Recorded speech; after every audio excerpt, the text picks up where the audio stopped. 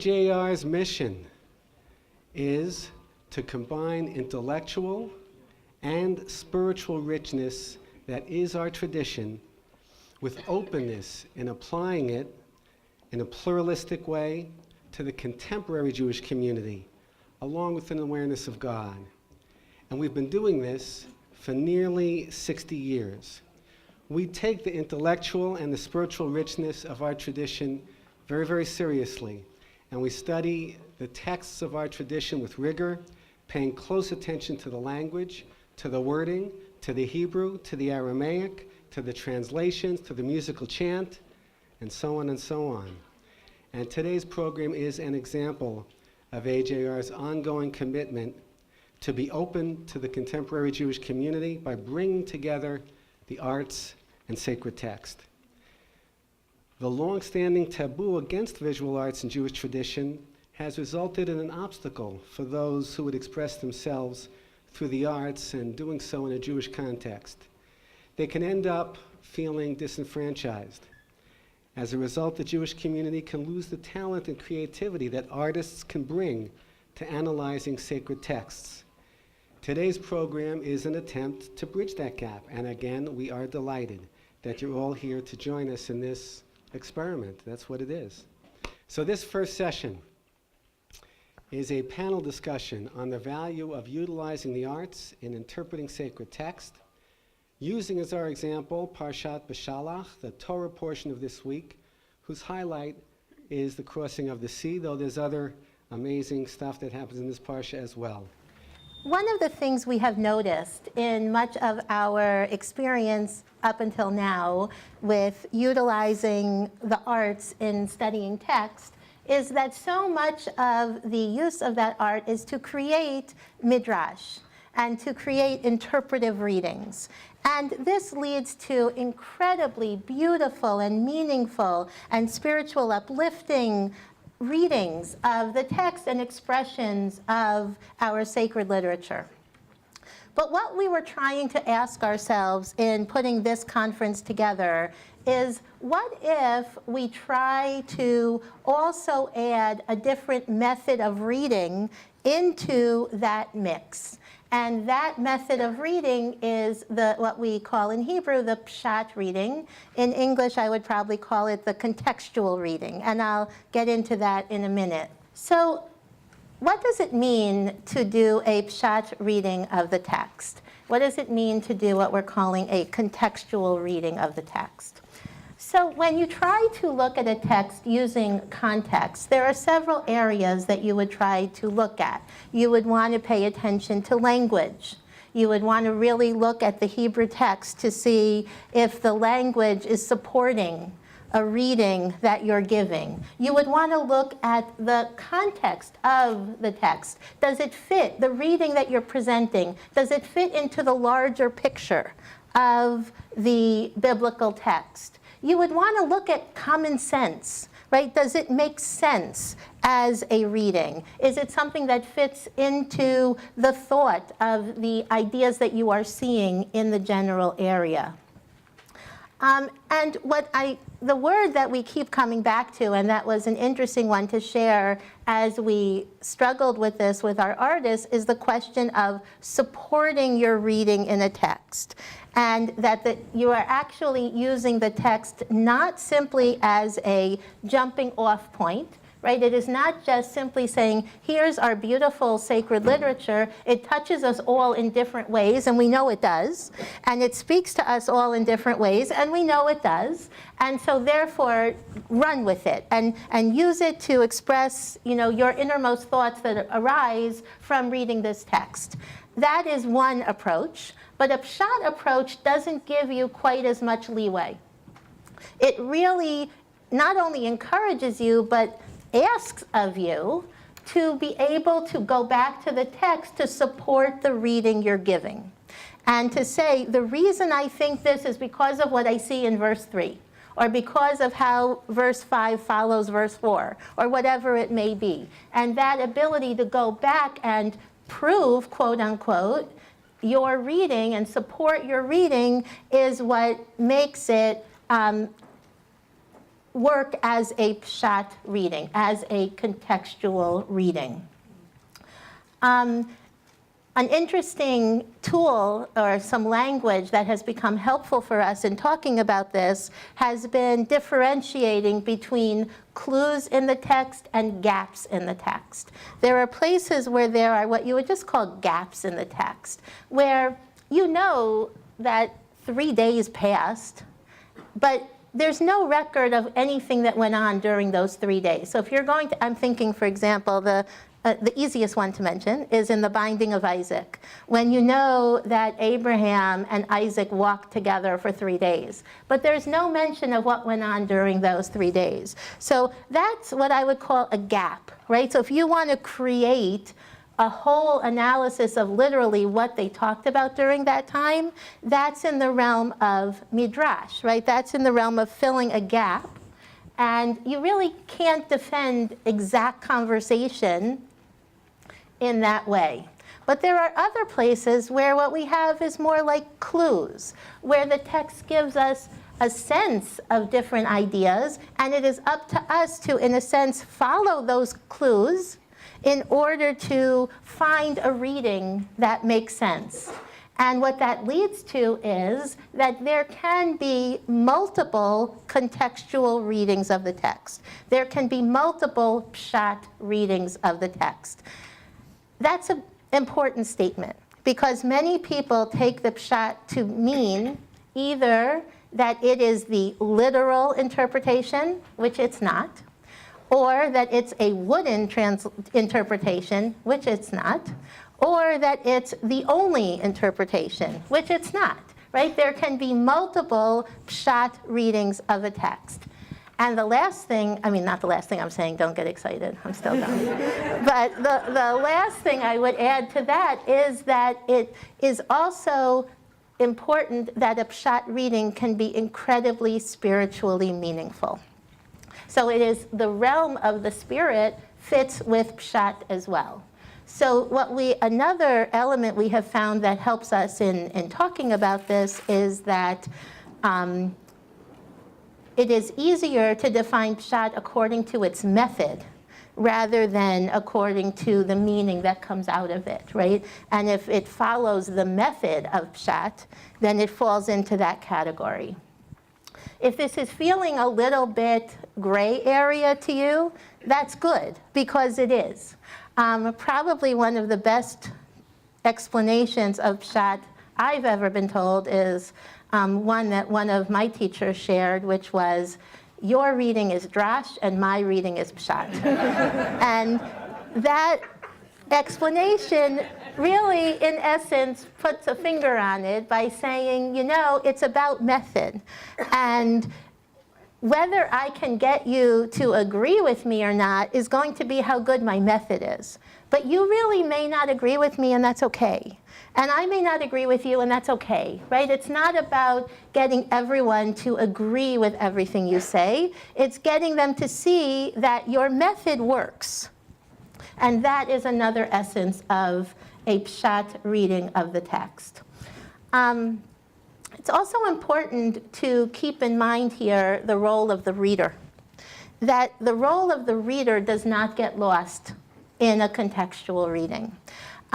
Each one of us reads the text differently. We can't help it, right? It doesn't matter if we try to use the same method. We're different people, and we read the text differently. So when I am holding this book, and for me, reading it, it becomes Ora plus the text. But for Jill, it becomes Jill plus the text. And that's just because we are different people. And even if we are trying to use the same method, we are going to read differently because of who we are and what we thought about this morning and what we read last night and what we experienced last week, et cetera, et cetera. So that whole piece of the reader does not get lost in a contextual reading. It is still very much a part of it. It just doesn't replace method. And I think that's important. Many people who study the text according to a more interpretive approach often talk about their need to, quote unquote, redeem the text. and they find that the text is broken and is not working as is and is upsetting in some level, or deals with things that they find inappropriate, however we may want to say it. And they feel that their interpretive readings, I really am using the word redeem the text. I don't know what other word to use to express that idea, to make it more palatable, to make it more meaningful, to make it more spiritual. And I actually, I see what that means, and I get it. And I think often a beautiful interpretive reading really does that. But I would throw another piece into the mix from the side of reading from the perspective of Peshat, or the contextual reading. And that is that one of the reasons I find reading through Peshat so powerful and so meaningful is because rather than feel I need to redeem the text as is, I feel in a sense I am stripping away generations, millennia, centuries of interpretation and going back to the original text. And my doing that, for me, actually makes the reading, first of all, more intimate and more close, that I am not reading only through how others have read this in the past, but I often find, and often is even light, almost always, I find that whatever problem I see in the text that is making it difficult is in a sense fixed by not reading through generations of interpretations that were maybe from time periods that had different views on women or different views on society or whatever it may be. And this way, going back to the original actually gets us, it strips the text of these layers and takes us back to the original, which doesn't need to be redeemed nearly as often as people seem to think once they don't look at the interpretation. So in order to get this through a little, across a little bit more, I wanted to share a reading with you. And this is going to be very short. And I hope you understand it's based on a lot more text than I'm sharing, because I'm doing this reading very quickly. But it gives you something to also take home and think about, which is also always good. But I wanted to share with you from this parsha. And I chose this little section basically because I wanted to use it as an example of the way that there can be multiple Peshat readings within one text. So right after the Israelites crossed the sea, and we all know about this section, and the part we do talk about is that's when Miriam sings, right, with her little tambourine, and they move on, and right away, they don't have water. Right? So one of the first things we hear about after they get through the sea, and they've been rejoicing about getting through the sea, is that they don't have water. And they don't know what to do with the fact that they don't have water, and they complain to Moses, who cries out to God, and God says, look, this water can be made into drinking water. You just have to throw something in it, and it transfers from mara, meaning bitter, into water that you can drink. Okay, so that's the first step. And then they go right into their need for food. And they're struggling for food. And they don't have food, and again, they cry out. And again, Moses says, here, let me help you. And that's when we have the man, right, the manna, and the whole section with the manna. And there's more to it, but we'll even just say that much. So when we read these sections, there are several ways we can be approaching these texts, because they raise questions. So the question, I think, is, it certainly feels incongruous to go from probably one of the most important miracles that we have in the Bible, the parting of the sea, right into the need for, crying out, and the word, they're testing a lot. There's a lot of testing going on. Why are they testing me? I'm testing them, et cetera. Why do we need all of that right after this greatest miracle? So one way to ask that question is, what's wrong with the Israelites?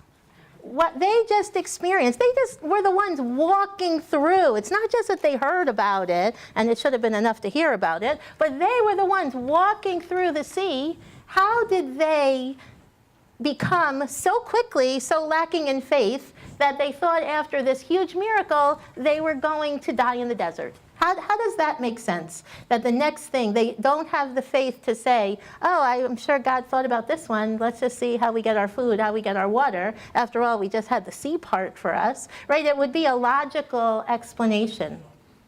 And we can read this text and really say, we're already seeing something wrong with the Israelites here that we're going to continue to see, right? Because eventually this is the generation that's going to die out in the desert because they're not going to be allowed to enter the land. So we can say we're seeing right from, this very, very beginning, we're still in the same chapter almost, right? That we're already seeing this lack of faith, and how sad that the Israelites are so full of this lack of faith so quickly. But there's another way to ask that question, and that is, what's wrong with God here? Why does God make the Israelites suffer right away? They just left Egypt. They're scared. They're struggling. We see that they don't know what they're doing. We see that they're terrified of Egypt. They had to leave in a hurry, right? We saw all of these elements. So why does God make them be without water for a significant amount of time to the point where they're terrified and don't know what to do? Why does God do that to them? And then when you add to that this whole emphasis on the testing, why is God already testing Israel? Literally, they're still wet, right? They're still just starting out. Why all of this testing? Why is this happening? And again, you can come up with answers. Is God training them to believe? Do they have to learn that they should go to God? Do they have to learn that God will come through it for them? Do they have to learn that they just need to ask and God provides? I mean, there's all kinds of questions that go with this this reading, which, again, you can ask yourself, why does God make them go get the manna every day and not know, if you get a little extra, it goes bad, right? So there's an awful lot of dependence being created here. And why is God doing that, right? So that's another whole way of reading this text. And both of those questions lead to different pshat readings of this text, even though they're really very different, right? They're really addressing the question differently and approaching it differently, but they both very much are pshat readings in that they are using the language and structure of the text. But then there's a third reading that I was thinking about, and this one really starts from the realm of logic as opposed to starting from the language. But the question that can be asked is, if you go back to the whole experience in Egypt and God's role in the whole Egypt time period, we see that everything is very orderly. Everything is very structured. If you read the literary reading of the plague narratives, there's this beautiful chart you can make of the plagues because they are that structured that they fit into a chart with all of their different uses of language. God has a plan. Every piece of this is planned out, that God says, I'm going to lead them this way, because then Egypt will say this, and then they're going to go this way, right? Everything is orderly from God's perspective. I'm not saying from the Israelites' perspective, but from God's perspective, this could not have been more carefully planned. So the question for me became, how could God not have planned for food and water in the desert? How does that make sense? That the God who was so carefully structured throughout the desert period, the Egypt period, didn't think ahead that they were going to need food and water in the desert? How does that make sense? And to me, it doesn't make sense. So then it raises another question. So then what does it mean that we go from this incredibly structured time period connected with God in Egypt into this very unstructured time period in the desert in connection with God? You with me? Okay. So one answer I would like to give comes from an intertextual reading, which means bringing in another text to read together with this text.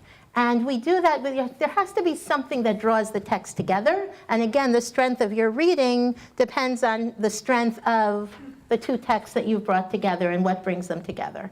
So when I was reading this section in this way, with this question, I personally went back to creation. And I thought to myself that Genesis 1 is an extremely structured, orderly creation, where there's a tremendous amount of repetition of language.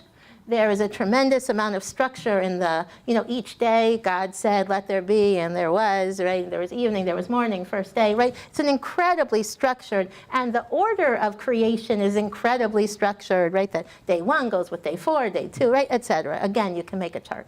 So if we look at Genesis 1 as being incredibly structured, but then Genesis 2, which is our second creation story, is a very different reading of God and creation. And I like to think of Genesis 2 as kind of creation by trial and error, where God says, oh, I'm creating the people. Let me see. Oh, the person looks lonely. I think I should do something. Oh, I'll create animals. Oh, wait, the animals were wrong. Let me try again. Oh, I'll create a woman. Right? There's a sense of trying to figure this out as it's going. It's not all planned ahead of time the way we see in Genesis 1. So if we put together looking at Genesis 1 and 2 together with looking at Egypt and immediately after Egypt, right, as both sections where we see a move from structure to lack of structure in terms of our relationship with God, then it opens up a whole lot of other ideas to think about. For example, one of the things we like to talk about when we read Genesis 1 and 2 together is, what does it mean that we have two totally different views of God next to each other? And in a sense, it's a very beautiful thing, because we have the God who is over all of creation and all-powerful in Genesis 1 and creates by word, right? And then we have the God of Genesis 2 who's very close and who's worried about the person being lonely and who molds, with divine hands, right? So it's two totally different pictures of God that are next to each other, in essence, to say that God is both, right? So too here, in essence, what we can be saying is that we are seeing these two sides of God again, almost at this time of rebirth, right? If we are comparing with creation, and in essence, this is the birth of a nation, which is similar to, or in some ways I think the Bible is connecting to, the birth of the world in importance. So then we're again seeing that there are these two totally different parts to God that we are going to continue to see through the desert period. And we're going to see that God who is distant and over everything and all-powerful, and that God who is very intimately connected to the Israelites. And we're going to see both of them as we go through the desert. So basically, once again, just to bring this together, because I know I have to stop, but just to bring this together, in essence, that too, I think, is a Peshat reading. And it is not one we might normally think of as a contextual reading, but again, from a methodological standpoint, it is another reading that brings us back into the text, can be supported in the text, and yet leads to tremendous spiritual and theological ideas that are both intimate and large about, biblical text and about our people as well. So I think I'm going to stop here because we're going to continue this conversation, and then we will have more time to talk about this afterwards. Wow. Bravo.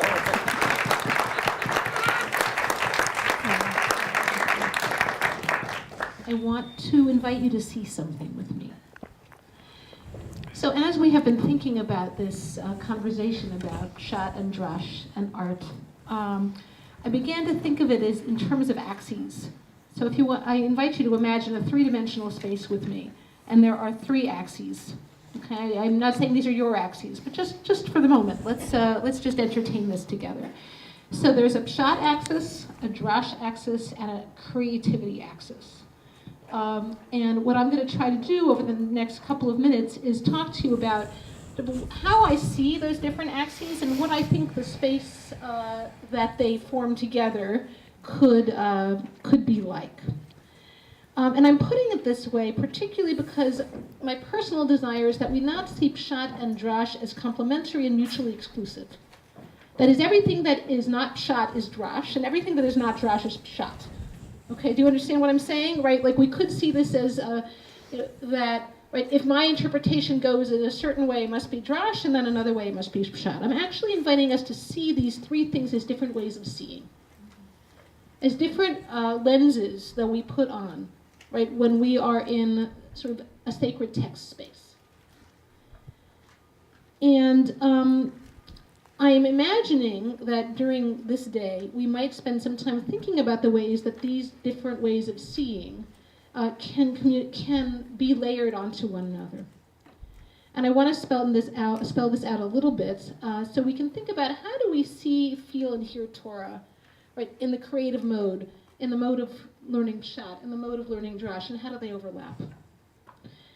So I want to begin as authentically as I can with the first lens that I began with the midrashic way of seeing. I became a midrashist in my late teens. I read a number of modern Jewish writers and ancient Jewish writers who were engaged in midrash and additively and creatively drawing out the gaps in the Torah. And I was captivated by this way of seeing, by this way of reading, and I decided I was going to devote my life to it, and I did. And so let me say what I mean by midrash, or being a midrashist. I mean two things. One thing I mean is that I'm a student and teacher of classical midrash. So that's a particular body of literature developed in a particular time period, right, by the same sages who created the Talmud, where interpreters look at the Torah in a creative and additive way using their own aesthetic and moral imaginations. And as Dr. Krauss has already said, they often look at the text in terms of sort of where are the spaces into which things have to, right, into which we must extrapolate. And I think that there are infinite gaps. I think that there are not a finite number of gaps in the Torah that you can fill. I think that every reader comes to the Torah and sees, right, new spaces. Right? This generation has totally different questions about the text than the previous generation. But some questions are classical. Right? What was Eve thinking when she ate the fruit of knowledge? Right? Where did Isaac go after the Akedah? How did Sarah die? Right? Right? Where was Sarah during the Akedah? Right? Is a one that often gets. Right? These questions actually, many of them extend across time. Right? They're asked by the classical midrashists, and we find contemporary readers of Torah asking the same questions, but they may be answering them differently. Right, or asking them in different ways. And midrashists don't necessarily contradict the text. In fact, they try pretty hard not to contradict the text, but they stretch the text, and they often add to the text beyond its original context, which is what distinguishes them from scholars doing pshat. So let me give some examples that I hope will be fun. So what does Moses use to part the sea? Anybody remember? His arm, what else? Is that a rod, right? That rod, okay. So in Peshat D'rash, which is a midrashic collection from the 8th century, midrash asks, what about the rod? Where did the rod come from? The text doesn't answer the question. Moses has a rod. God drafts it, as part of the panoply of miraculous objects. The answer from Peshat D'rash. So this is the same staff that Jacob used, that Joseph used, that Judah had. It was handed down from generation to generation since Adam and Eve. Right? Moses got it from Jethro's house because Jethro had taken it from Pharaoh's treasury after it was put there after the death of Joseph. Okay, you can see this is a soap opera already. Jethro kept it, right, and stuck it in the ground. It became a tree, and when Moses came into Jethro's garden, Excalibur, right, he pulled up the tree, and there was the rod. Wonderful, right? Not in the text. right? But quite wonderful, and more wonderful because it is attempting to draw connections, right, from one story to the next, to give a theological and mythic context for the whole story. Right, so it's not really that it's jumping out into left field, but it's actually jumping into another dimension, right, in which it is attempting to connect texts that do not appear to be connected, using here the staff. Okay, here's another example, which I love. So the Song of Songs often gets used as a proof text for how midrashes can read new things into the Torah. And one of the things it says in the Song of Songs is, I have likened you, my love, Kesusati, right, to a mare among Pharaoh's chariots. What does that mean even, right? It's something, the lover says, you are like a mare among Pharaoh's chariots. So what does that even mean? So Peshat Rabbi Eliezer, again, right, takes this text as a proof text and says, when the Hebrews are crossing the Sea of Reeds, God rides a seafoam mare, and all the stallions of Pharaoh's soldiers are off after this mare. And this is how the chariots get scattered, right, is because God is luring them with this beautiful mare. You might have seen a scene like this in The Lord of the Rings. They stole it from Peshat Rabbi Eliezer. All right, not in the text, right? But in the mind of the midrashist, right, the mare and Pharaoh's chariots in the Song of Songs can be, brought, right, to the text in Exodus, right, and can be read together, right, to create an image that wasn't there before. So all the texts are connected. I'll just say one other example which connects to the text that Dr. Prauser just taught. In the Mechilta de Rabbi Yishmael, a very early midrash. So the sage Rabbi Elazar of Modi'in is talking about the text that Dr. Prauser discussed, where the people become angry about the lack of water, and reads the verse that the people complained against Moses, lemor, right, saying, which is a Hebrew word that means quote, right? We're about to tell you exactly what they said. But the midrash says, no, this word lemor, saying, actually means something extra. Right, in the midrash, if there is a word that you could possibly say is extraneous to the sentence, it has to mean something else. That they were not complaining against Moses alone, but klapei hagvura, against God. Right, even though it says they complained to Moses, right, it really means they were mad at God. Right, and therefore they complained to Moses. So that actually, I think, is a good reading. Right, but they're really using a midrashic, and by good I mean, that's actually, I think, a pshat reading, right? But it's using a midrashic method, right? To say, I'm going to take this word, right, and I'm going to read into it something that I feel in the text. Aviva Zornberg calls this the unconscious of the text, right? That there's something in the text that isn't explicit, but I feel it, right? And so I'm going to write about it. I'm going to talk about it. So this is axis number one, this expansive, additive way of reading text. Axis number two. So we're going to talk for a minute about the creative endeavor. Some of you here identify as artists. I also identify as an artist. I'm a writer of contemporary midrashim. And I'm part of a contemporary community of, you could all tell me, right? Poets and artists and sculptors and dancers and musicians and storytellers who are engaged with the Torah and with Jewish text as part of a project of communal inspiration, right? And communal grappling with their tradition, right? That overlaps with the axis number one, the midrashic axis, but isn't limited to it, right? The axis of how is our community, right? And particularly how is our community in its creative mode, right? Going to relate to this text. Right, going to interact with it in a way that produces art, right? To have a conversation with the Torah that the product of which, right, is a creative work. Right? How can that happen, and what kinds of ways can that happen? In order to do that, they have to be able to hear, see, and feel the text. They have to be able to enter it, right, in a way that allows them to put themselves in the perspective of the text and create an artistic medium to share that experience. So that's axis number two. And now I want to talk about the third axis, the axis of pshat, which We don't think of in the same way as dovetailing with art, in the same way that midrash has often been presented in the last decades. But I think because, right, in the pshat axis, right, in the pshat mode, we're looking for answers to our questions about the text from within the text. Right? So if you want to know more about the crossing of the sea, you look for clues in the text. If there aren't any clues, you don't know. Right? So it's a method of looking at what the text may imply, and while the reading may be different from reader to reader, if you're on the axis of pshat, you are not jumping into gaps about which there's no information. You're not jumping into fantasies about riding sinful mares, right? You're staying in a particular spot and excavating it. So how do these axes work together? Can they work together?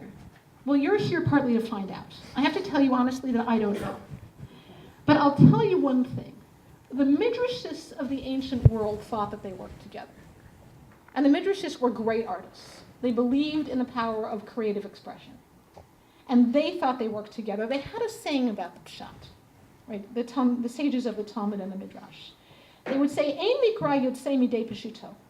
Scripture never leaves its pshat interpretation. Never leaves, never departs from its pshat interpretation. Right? No matter what we do with it, no matter where we stretch this text, we still haven't negated the contextual meaning of the text. So scholars argue exactly what they meant by that. Like some people think, like, these guys, would they have known the pshat if they saw it? I mean, they would do anything with the text. You would never be as radical as these guys were. But it seems to me that they were arguing that no midrash erases the contextual meaning. Right? It may be layered onto, but it doesn't erase the contextual meaning. They knew they changed the meaning of verses all the time. And yet they felt there was something important about holding on to the way that they read the text in its context, the way that they read the text in its common sense form. So why they say that? Well, one thing I see in what they said is that there's a productive tension between the text as it is and the text as we envision it. So that I, as a contemporary midrashist, have a certain pshat in my mind to which I'm reacting as a midrashist. Right? I have a reading of the text that is contextual, that may inspire readings that are contextual or not contextual, right? That are pshat or drash. But there's something in the text that I see that I am reacting to. It might be that I think the pshat is ignoring a character I love, right? It might be that I think the pshat is great and I want to expand on it. To use the example we just talked about, so God is in the desert and the people were thirsty and there was no water. So as a person coming on that text in a creative way, I might be really mad. I might say, this is really outrageous of God. I personally actually think this, right? This is outrageous. These people were, are slaves, and now you want to make them, you want to make them scared for their lives. Very nice, God. So I might write a piece that addresses that, right? That puts my feelings into a character. I'm in reaction to the pshat, or I might want to say, hey, Israelites, they just did a lot of miracles for you here. Where's your gratitude? And that might inspire a reading. But there's something in there, there's some seed that is compelling me to create. And for me, that's where the axes are coming together. Right? At the place where there's something in the text that I am in conversation with that is inspiring a response. Right? That's where I see the axes of creativity and drash and pshat coming together. And to me, that's exciting. Because just as, it helps me understand the creative relationship between us and the text. And I want to just say, for those of us here who are into the pshat, that there may be a drash inspiring our pshat, right? In the same way that there can be a pshat inspiring our drash, right? Because we have a lot of tracks going on in our consciousness. So I think that's important to note. When we're interpreters, we're also creators. And when we're creators, we're also interpreters. And that dance of pshat and drash, I think, is very fundamental to the Jewish relationship with text. So I'll just end by saying I want to add one more layer of interpretation, which is sod, or secret. As an artist, I have a desire for the real. I want to see the real. I want to be seen as real. I guess we could call the real can hold all interpretations. And it also holds the truth of how the text works inside us. So if I want to satisfy my desire for unity of these things, and I don't know that there is a unity of them, but if I wanted to satisfy my desire for unity of these things, I would say that ultimately they result into sod, which is the level of interpretation where you get to the secret, which is the mystery of the tree of life, which is how things can be changeless and changing at the same time, and how a text can hold, right, both what we see in it from the time and place that it was written, and what we see in it in our present moment. And the tree of life, I think, has all of those branches. And that's all I want to say right now. Beautiful. If Peshat tells us one thing about the rod, and I think Peshat only tells us one thing about the rod, and that is that it can be held in the hand. Does Peshat tell us anything more about? Pardon? It turns to a snake, but not at that moment. Yes, that rod does, and thank you for that, because that's kind of where I'm headed, which is, Jill has used the word see. She wanted us to see these axes, but she's, God bless her, uses see in a more or less literary way and not in a visual way. So, years ago there was Danny Goleman writing about kinds of intelligences. And as a visual artist, late-coming visual artist, there isn't quite enough oxygen in the room for me. And I need, as a visual artist, to operate from my seeing. So, would you see the rod? And see if you can notice what you have to do with your mind's eye in order to move from thinking about the rod, interpreting the rod, to seeing the rod. Some of you may actually find it difficult to go to the place of seeing. Some of you may find it very easy. But I'd like to hear a bit of what you are seeing. What are you seeing? I see a branch. Now, I could stay with Lori and her seeing branch until I discovered whether, well, Lori, how big is the branch? About 3 feet tall. 3 feet. And is it twisted? Yes. And is it a single branch or a multiple branch of twisted? Single. Does it have anything on it? It's Gray bark. All the way gray? grayish brown. Grayish brown. Uh-huh. And is one end bigger than the other? It is. Has it been weathered in any particular way? You don't think so? Okay. Anybody else have a rod? Yes. My rod's the opposite of that. Is it? Well, you can't have your rod. We're going to stick with, there's only one rod in the house. Is that a call to order? It's very shiny. The bark has all been smoothed off. It's been actually weathered in different areas where it's been held, so it shows the many generations. I'm taking that image of where. How does it show the many generations? By its wear, and like there's areas that are darker and lighter, and it's differentiations between the browns.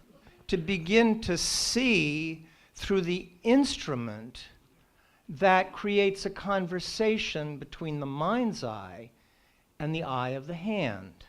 That process of seeing is a process of discovery, where the hand knows something the mind's eye doesn't, in its attempt to approximate what the mind's eye has seen, it will fail.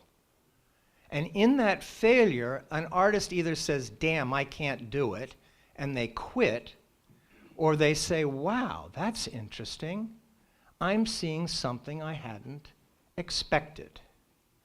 So this domain of visual art, I mean, poets have a very similar relationship to, W.H. Auden says, how do I know what I think until I see what I write? It's the same notion that I discover my meaning through the process of making. This is how artists go about their work. And I'm emphasizing the visual artist because there isn't a lot of space that's been given to the visual arts in this tradition. And visual artists are still struggling to find their place in this conversation. And to own that our process of creation has not been that carefully shared or celebrated in this tradition. This room is filled with people who have come through thick and thin for some reason, because there's some need to grow here. And we will discover what that is and hopefully continue to support each other. But this is a seminary event, and I'm very grateful to be part of it. And I think I should probably leave a chance for footnotes from you, Aura, and Jill before we disperse. I wanted to ask Aura in the 1.5 minutes that are left. You were speaking about drash and shot, but you said nothing about art, and I wonder what your view is on how art comes out of Peshat. I will tell you that I purposely did not talk about art because I felt that that was really the purview of our artists on the panel. And my role was really to lay out the Peshat D'rash piece and not, however, now that you've asked, I don't, and we've talked about this before, I don't know if I can say to you outright, here is the, exact place of how you create art out of Peshat. I'm not sure, and that's part of what we're trying to address here at this conference. What I will say is I feel very strongly inside me that it's possible. And I actually feel not only that it's possible, but that it's actually very important. And the reason I feel it's so important is because I feel sometimes that there is almost a clear distinction between those who are academic and those who are artists, and that we push that distinction in what we do. And academics feel, I don't know if they feel left out of the art world or just feel like they don't want to go there. And artists feel like they don't have a place to connect with the academic world. I mean, from the perspective of sacred texts. I'm not talking about the world at large. And I feel that, what? It's also true. Yeah, okay. And also, the world of sacred literature is the whole world, right? But I feel that that's unfortunate. And the ways to bridge that are not just to say, oh, we're teaching a text, and then let's bring an artist in to give a perspective. And I think that is one way we do it, but that almost leaves the artist over here. It's still on the side, and the art is a little thing you do at the end after you've done all the important work, right? And that's a very unfortunate way of approaching the role of the arts in interpreting text. And so I would like us to try to find a way to make that connection stronger.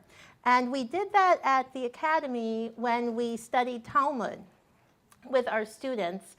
And our approach was not to say, when we brought artists in, our approach was not to say, let's find a little gem somewhere of a text and then approach that through the arts, because that's like the easier way. right? And that's saying, again, let's find a little place of meaning on the side. But rather, we said, let's take the structure of a Talmudic argument and let's express that structure through the arts. And that's something very different. And then we're really trying to say, how do we bring the arts into our everyday study, into what we consider our normal approaches? And I think that is an attempt we're making here. And I think if we move right back out to the drash area and say, that's nice, but now I'm going here, we've lost that opportunity. And I don't want to lose that opportunity today. You know, even the let's bring in the arts to do the structure of Talmud, the people who are actually doing the structure of Talmud are not artists. They are people who are borrowing for a moment some level of arting, to do Talmud. But they're not going to go home and do art. They're going to go home and study Talmud. So the question is, do students of text, to what extent do they actually enter into being artists? And I think that by and large, Arthur has the answer to this question. I think that while it's useful sometimes to talk about these separations, I also think it's really destructive. Because I just, when I read midrash, for example, I read, Pirkei to Rabbi Eliezer, I read this stuff.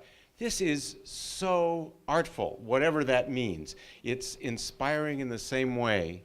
I mean, that crazy midrash is inspiring in the same way that any art is, and to me, it's brilliant, it's sexy, it's resonant, it's deep, it's mysterious, it's crazy, it's got all the things that good art has. So it's art, and I just find that it gets a little bit too. It gets dangerous to me when we start saying, well, there's artists and then there's Talmudists, because I think those guys were sitting around tables drunk out of their minds making up this amazing stuff. And what came out was sometimes glorious art.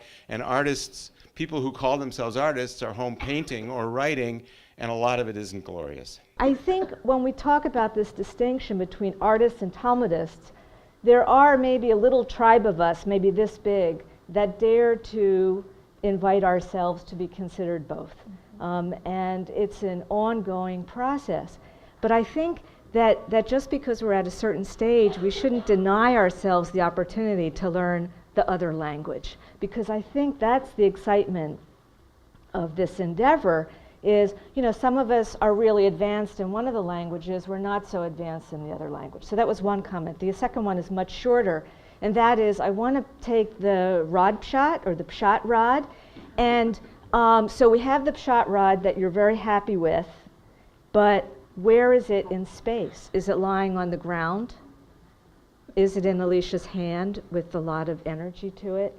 And part of making art, which might be representational but might not be, could still be very pshat about that rod, as long as it's consistent with the text. If it's consistent with the text. And I think we're going to be on a wild discovery. So you know how in quantum physics light is a wave and a particle? I kind of feel that about this discussion, that like we're talking waves and particles, and like we can care about it for a while, but really it's like it's all light. I was, that's all provisional stuff. But I was thinking about when Peter did his experiment with the rod. My rod had branches. Like it was blooming like a tree, and I could claim that idea for 5 seconds until I remembered that it's actually later in Exodus or in Numbers, right, where the Aaron's rod, which according to Pirkei to Rabbi Eliezer is the same rod, right, blooms into an almond tree. So, right, is that drash? Is that pshat? Is that, right, I could say there's so much there that is just, it's an image, and it's a fabulous image, and it's an image you can view through writing, you can view it through painting, you can move it, right? I mean, in a way, I feel like the text itself is composed of lots and lots of images that themselves have origins and themselves have resonances from other places. So the pshat of this text could be a drash on some other text, right? So it's really, we're playing with words, and they're important words, but there's also a way that, all of this breaks down at the moment of encounter, between you and what you're encountering. And for me, it's often after the fact that you start making judgments about, oh, that was pshat, or that was drash, or that was painting, or that was writing, or there's a way that, the moment of encounter, it's just what it is. My students here know there's the layers. There's the Tanaitic, there's the Amoraic, there's the Stam, and there's the interplay. And when we have analyzed the structure of a particular sugya, a unit, it's an amazing piece of art.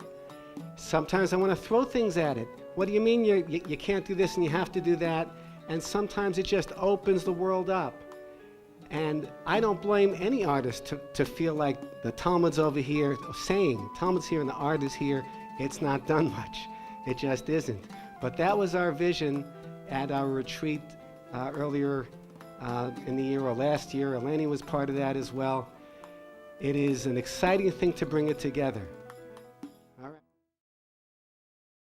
We would be pleased to send a complimentary DVD of this program to anyone who wishes to support Shalom TV with a tax-deductible gift of $36, double chai or more, to the nonprofit organization Jewish Education in Media.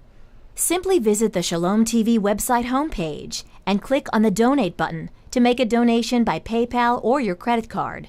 And please indicate the program for which you would like a DVD. Or you can send your tax-deductible check made out to GEM.